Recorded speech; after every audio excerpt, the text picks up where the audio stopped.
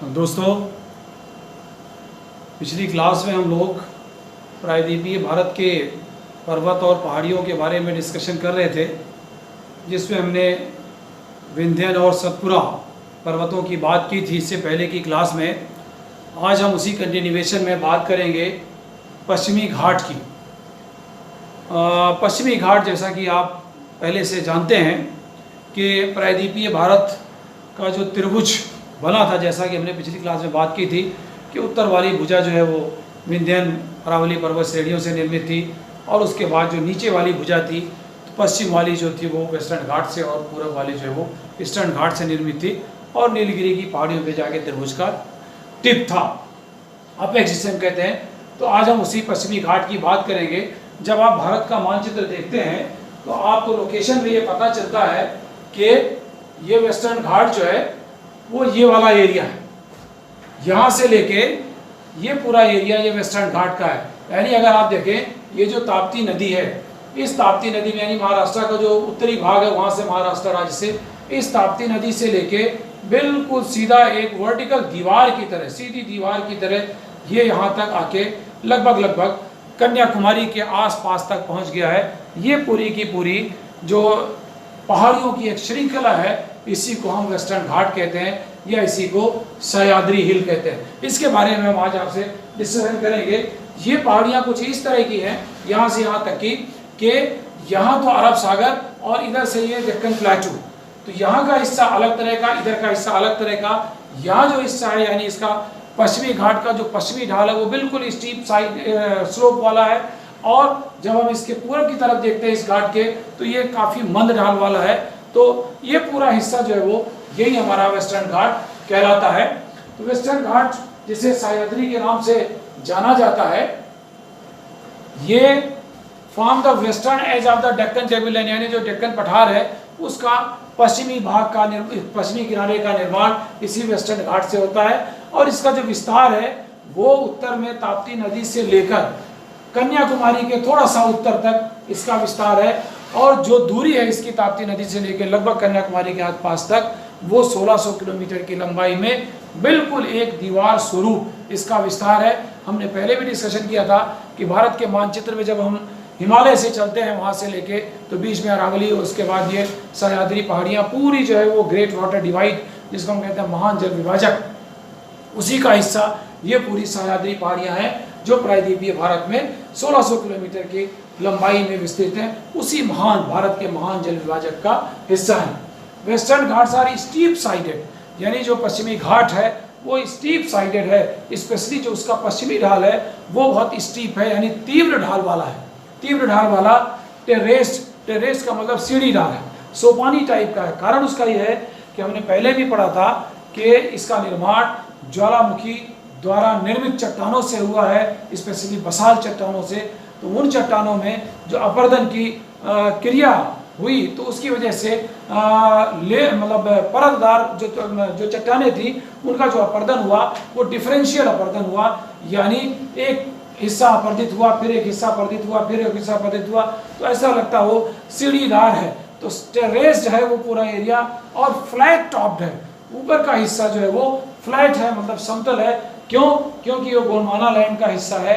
करोड़ों वर्षों तक इस पे अपरदनकारी क्रियाओं ने काम किया है, जिसकी वजह से इसकी जो ऊपरी हिस्सा, जो चोटियां हैं, यानी जो टिप्स है, वो फ्लैट है, यानी समतल है लगभग। ठीक है।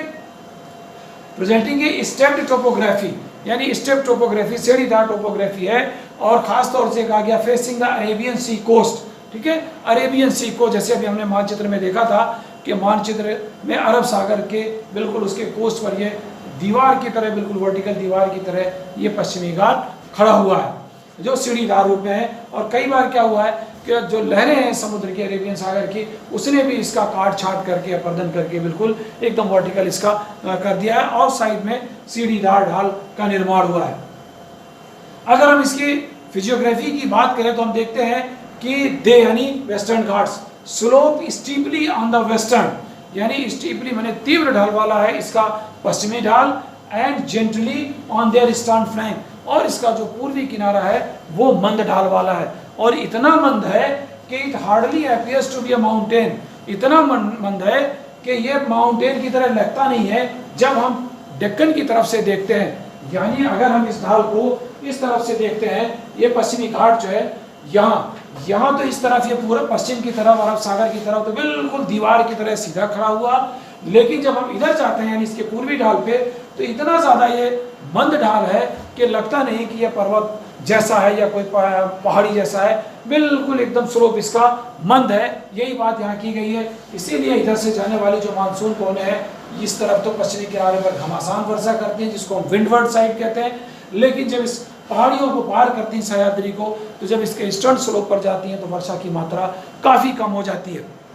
यहाँ तो 300 साढ़े 300 और यहाँ मुश्किल से 50 से लेके 70 सेंटीमीटर वर्षा होती है, 75 सेंटीमीटर, जिसका कारण ये है तो ये वाला हिस्सा जो है वो काफ़ी मंद ढाल वाला है इस वेस्टर्न घाट का।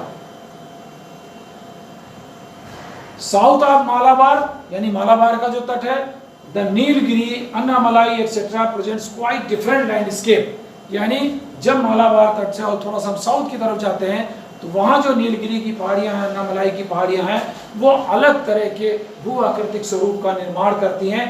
कारण उसका यह है कि डिफरेंस इन जियोलॉजिकल स्ट्रक्चर, उनकी जो जियोलॉजिकल स्ट्रक्चर है वो अलग है, यानी नीस और ग्रेनाइट चट्टानों की बनी हुई है। यहाँ वाला हिस्सा जो है, अगर आप मानचित्र में वापस देखें, ये जो हिस्सा है कि ये जो यहाँ तक है गोवा के आसपास तक, यहाँ का स्ट्रक्चर अलग है।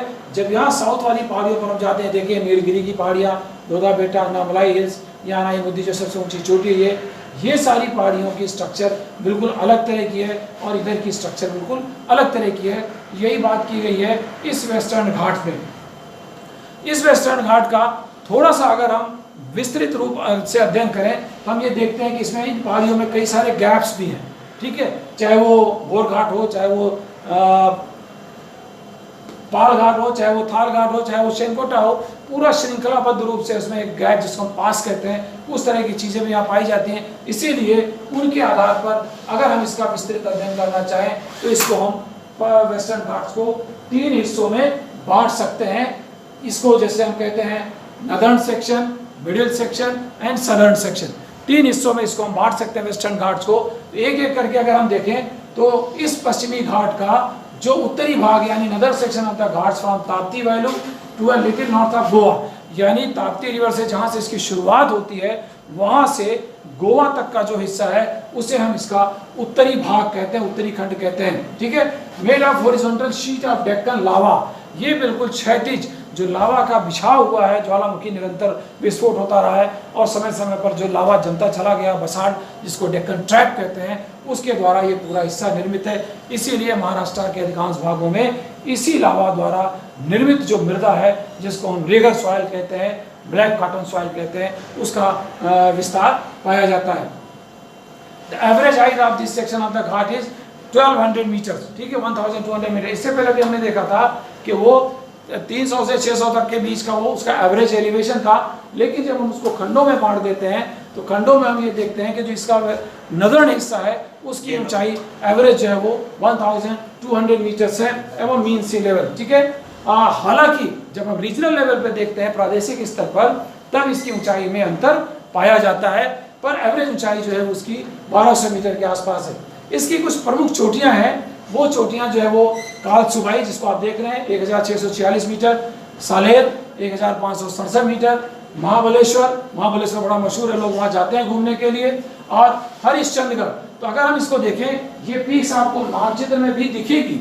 यहाँ देखें ये पहाड़ियाँ हैं, ये वाली सारी एरिया जो ऐसा है, हरिश्चंद्र सागर आपको यहाँ हरिश्चंद्र रेंज ये दिख रही है, बालाघाट ये दिख रही है, अजंता की यहाँ दिख रही है, महाबलेश्वर ये दिख रही है, सतमाला हिल्स ये दिख रही है। ये जो पूरा हिस्सा है यहाँ से गोवा से लेके ऊपर तक का, ये पूरा नदर्न सह्याद्री कहलाता है, या इसका उत्तरी खंड कहलाता है, जिसका डिस्कशन ये है। यहाँ देखें इस हिस्से में 2 गैप पाए जाते हैं, यानी उत्तरी खंड में इसके सह्याद्री के, एक तो थाल घाट, दूसरा भोर घाट, ठीक है। तो ये जो थाल घाट और भोर घाट ये उत्तरी है, उत्तरी जो गैप्स है ये इसमें पाया important passes which provide passage by road and rail, ठीक है।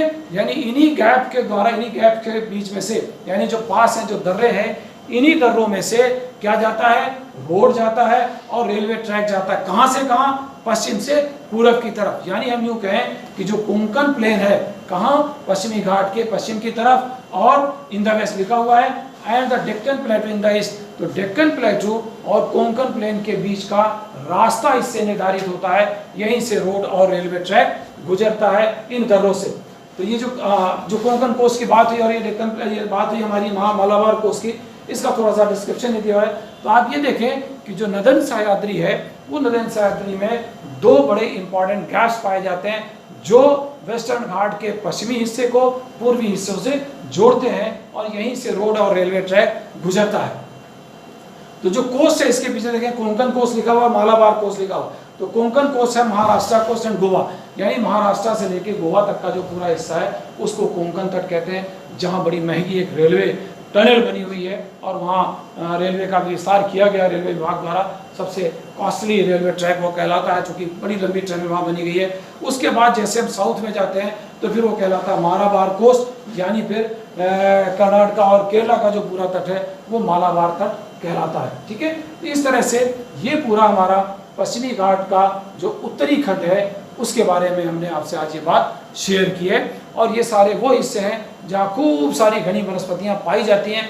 कारण उसका यह है कि 300-350 सेंटीमीटर वर्षा होती है मानसून पीरियड में, तो लश ग्रीन एरिया बाकायदा है। इसी वजह से इस एरिया में खासतौर से पश्चिमी किनारे पर अपरदन भी बहुत ज़्यादा होता है, लैंडस्लाइड वगैरह भी होती है, कारण है वर्षा की अधिक मात्रा। पर वनों का विस्तार भी बहुत सारा पूरा उत्तर से लेकर दक्षिण तक इस पहाड़ी क्षेत्र में पाया जाता है, घने जंगलों का विस्तार है।